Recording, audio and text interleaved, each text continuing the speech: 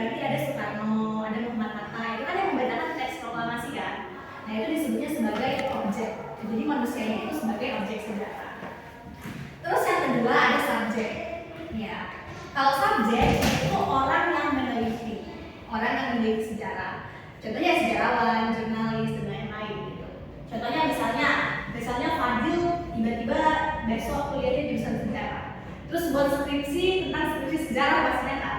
Nah, Fadil itu disebutnya sebagai subjek sejarah, orang yang menulis sejarah gitu. Tapi ada juga orang yang dia itu subjek sejarah iya, dari sejarah iya dua-duanya. Contohnya siapa? Siapa juga yang udah tahu itu? Contohnya Muhammad Hatta. Muhammad Hatta itu dia nulis, dia kan orang yang nemenin Soekarno proklamasi kan. Dia juga menuliskan buku. Nah, di saat itu dia tuh berperan sebagai objek sejarah dan juga sebagai subjek sejarah kayak gitu. Bisa ya jadi dua-duanya, asalkan dia berperan penting dan juga dia bisa untuk menuliskannya kayak gitu. Terus yang kedua ada ruang atau spasial. Ruang spasial artinya tempatnya gitu kan. Tempat peristiwa sejarah. Tempat terjadinya peristiwa sejarah. Contohnya Rotary masih berkaitan ya yang proklamasi. Kalau proklamasi tempatnya di mana? Di Jakarta. Di Jakarta tempatnya di kalau proklamasi ya. Di Jakarta. Di Jakartanya lebih tepatnya di mana? Ada namanya di Jalan Pegangsaan Timur.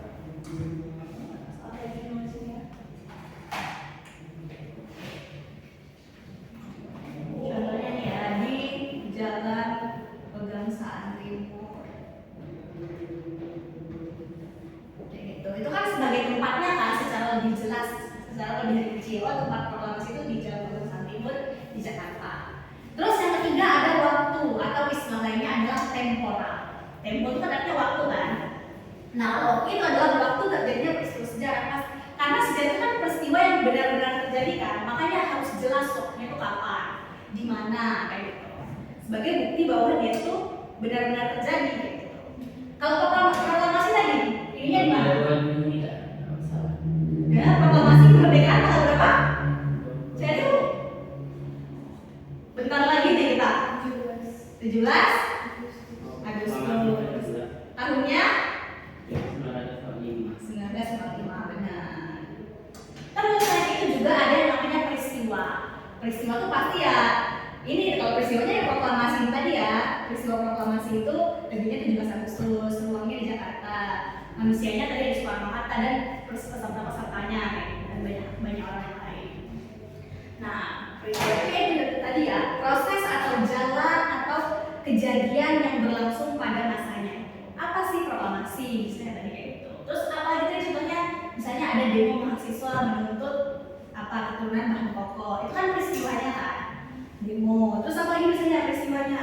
Perang kayak gitu. Misalnya perang antara Pangeran Diponegoro melawan penjajahan Belanda kayak gitu. Itu peristiwa-peristiwanya, contoh-contohnya. Nah, sampai sini untuk sejarah ada yang ditanyain?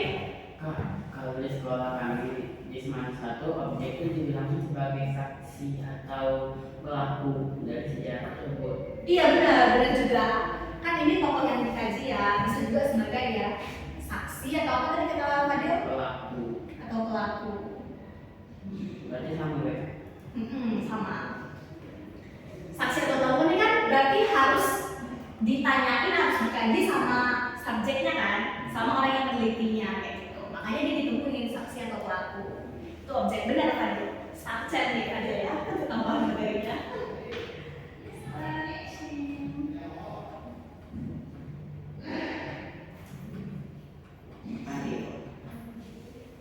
Oh, jadi ada yang mau nambahin? Atau ada yang mau tanyain? Gak ada ya? Oke, kalau gitu kalian boleh ngedrill soal dulu deh.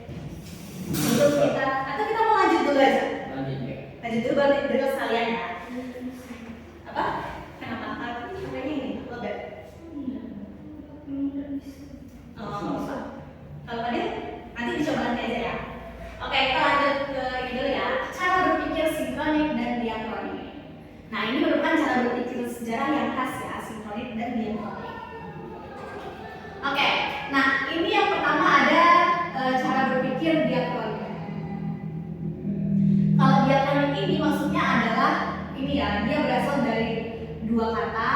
dia artinya melintasi.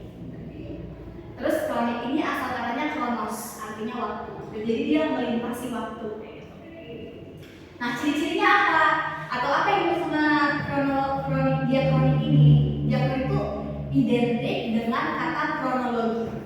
Kronologi itu kan artinya berurutan kan waktunya. Ibaratnya tuh ada chapter 1, ada bagian 2, bagian 3 gitu ya. Berurutan gitu waktunya. Nah, itu yang dimaksud sama kronologi. Terus kronologi itu maksudnya cara berpikir yang memanjang dalam waktu dan menyempit dalam ruang. Jadi misalnya kita mau mengkaji sejarah, ruangnya tuh misalnya di kota Jambi aja.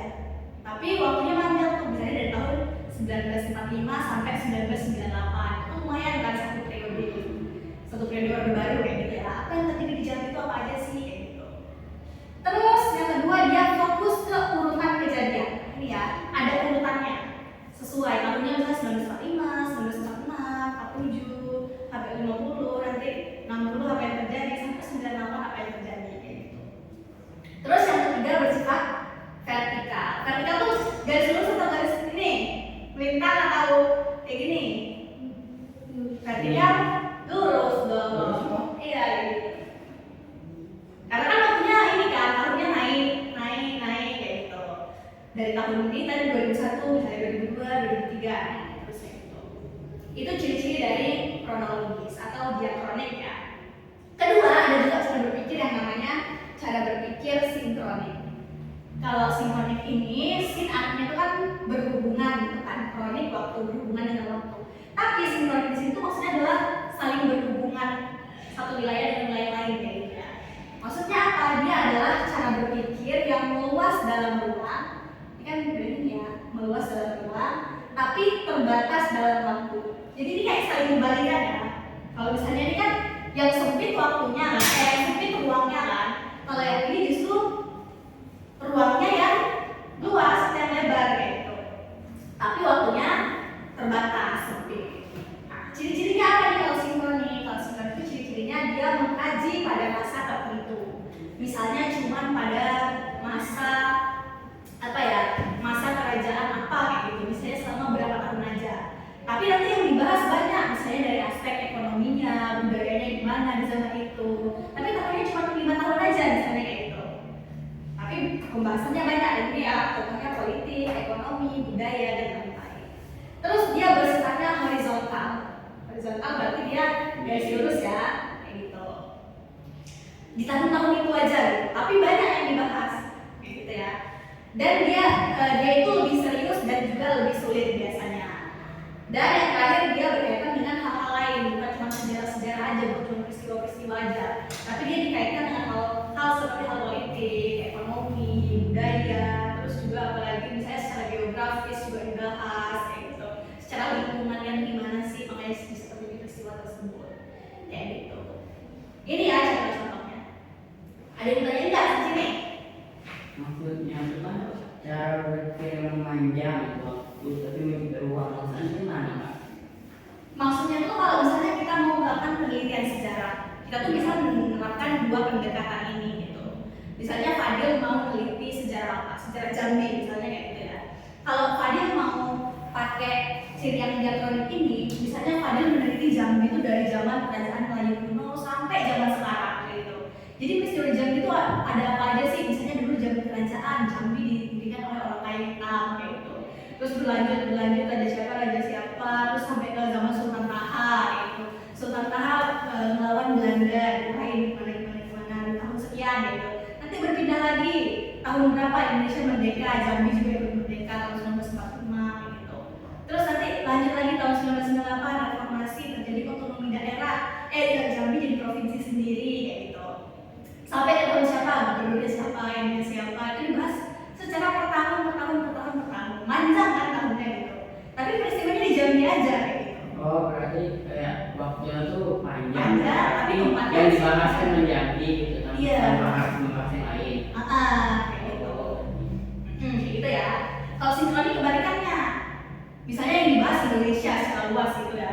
Tapi yang dibahas itu tuh apa namanya, ruangnya banyak. Misalnya di Ambon terjadi peristiwa apa pada tahun ini, terus di ini ada apa, kayak gitu. Misalnya kayak waktu revolusi ya, ini namanya revolusi Indonesia. Jadi kan orang Belanda itu kan kita udah merdeka tahun 1945 kan, tapi Belanda itu pernah masuk lagi ke Indonesia sampai tahun 1949, 4 tahun ya. Selain Indonesia merdeka, 4 tahun itu Belanda masih berusaha untuk mau menjajah lagi gitu. Itu kan selama 4 tahun, tapi di mana-mana terjadi pemberontakan kan. Di Medan ada pertempuran Medan Area, di Surabaya nanti ada pertempuran apa gitu. Itu banyak yang mengkaji tuh di berbagai daerah. Daerahnya banyak kan, revolusi Indonesia di banyak tempat. Tapi cuma 4 tahun itu aja yang dibahas kayak gitu. Jadi kan sempit kan waktunya, tapi ruangnya banyak gitu di mana-mana Di Indonesia dengan kayak gitu. Paham? paham. Paham ya? Oke. Tarik nafas dulu boleh? Sebelum kita cek drill soalnya ya. Emang bisa. Coba ya, coba ya. Kalau enggak, kakak cek konsepnya pakai ini aja. Tanya jawab yang kemarin ya. Sebelum-sebelumnya.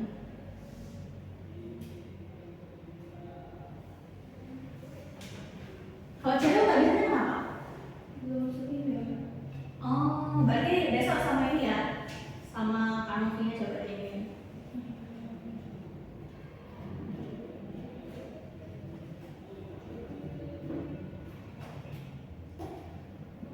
Tadi lo bisa?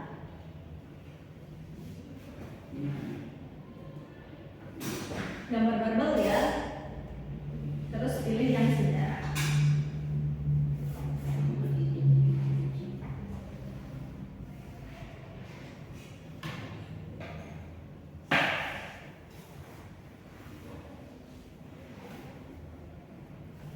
Terus tersepi kelas 10 ya. Iya kayaknya ya dua orang kalian kan. Kelas 11 banyak. 11 banyak ada di kelas.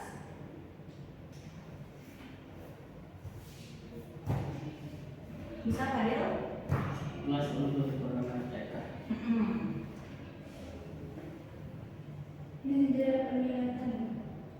Sejarah Indonesia.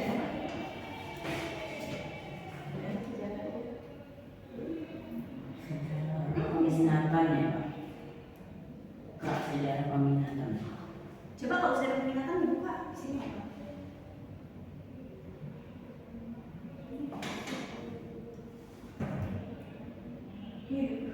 Ya. Coba refresh dulu tuh.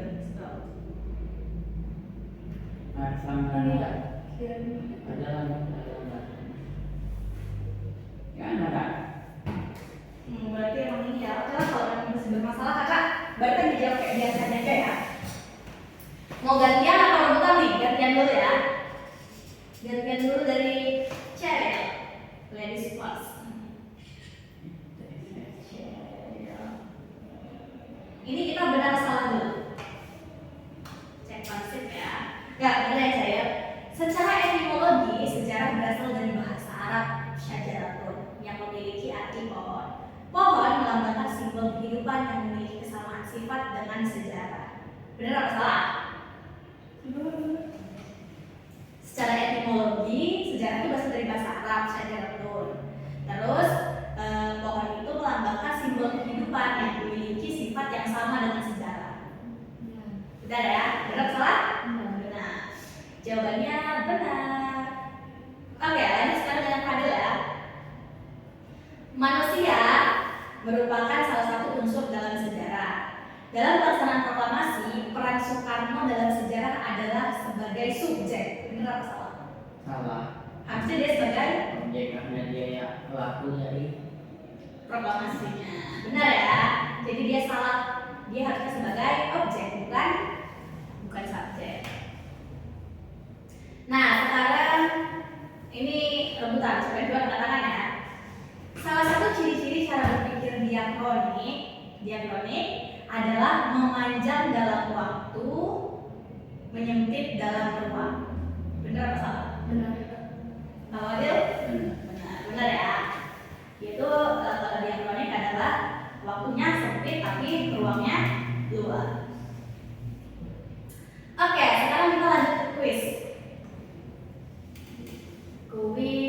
Saya baca dulu. Nih, kakak bacain ini terus kalian sebutin dia tuh maksudnya edukatif, inspiratif, rekreatif, atau instruktif gitu ya. Narasi yang pertama.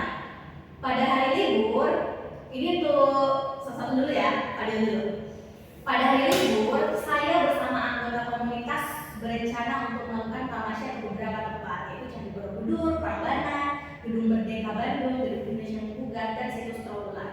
Sejarah sebagai rekreatif, benar ya? Karena kan ada rekreasinya di situ ya. Untuk Syaril, setiap akhir pekan saya selalu membaca buku-buku biografi tokoh terkenal seperti Soekarno, Muhammad Hatta, B.J. Habibie, dan Barack Obama. Dengan membaca buku tersebut, saya mendapatkan motivasi untuk terus semangat belajar dalam menggapai cita-cita. Berarti sejarah itu fungsinya sebagai motivasi atau perannya sebagai inspiratif gitu ya, atau sebagai inspirasi. Betul ya.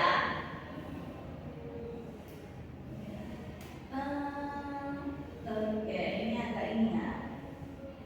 Kalian harus ingat nih yang kakak baca. Semoga ingat ya. Kakak baca ini, pertanyaannya kakak baca dulu. Berdasarkan teks yang nanti akan kakak baca, aspek manusia, ruang, dan waktu pada perumusan naskah proklamasi adalah. Kalian boleh catat ya. Ayo, bawa buku nggak? Nanti kakak bacain teks, tapi kita jangan diketik juga boleh. Diketik di HP. Ingat ya, aspek manusia. Ayo, nanti kakak bacain teks, kalian tulis. Dah, jadi manusia, ruang, waktu ya, 3 itu pada perumusan naskah proklamasi. Ini kakak bacain teksnya.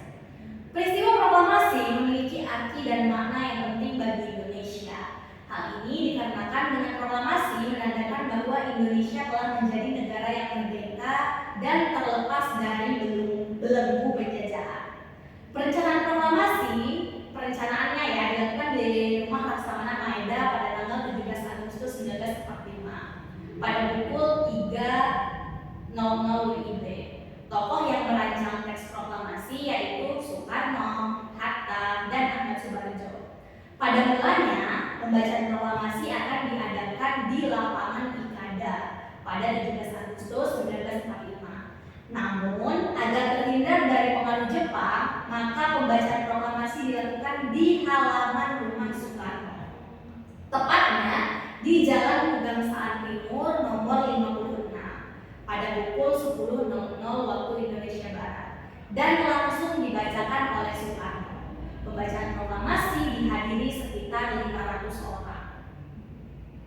Udah, mana aspek manusia, ruang, dan waktu perumusan naskah proklamasi? Perumusannya ya, perumusan, bukan pembacaannya. Mau kakak baca ulang? Perumusan ya, bukan pembacaan.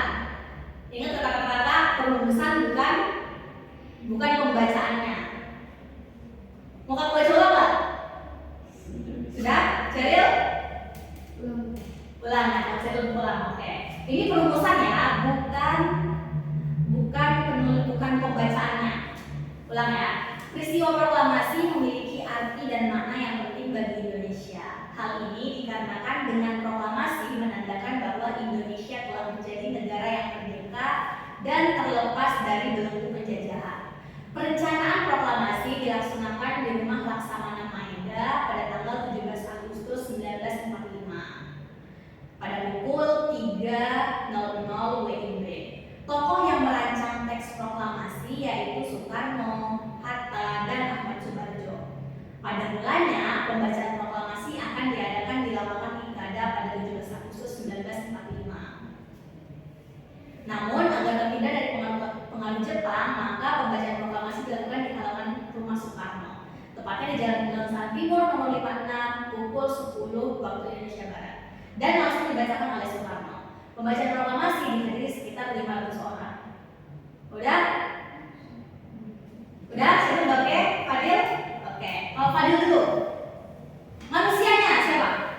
Soekarno, Muhammad Hatta, siapa sih kalau lagi kita tulis? Oke, ada satu lagi ya berarti. Terus ruangnya di Jalan Pangangsaran Timur nomor 56 di halaman rumah Soekarno. Oke, kalau ininya waktunya Pada pukul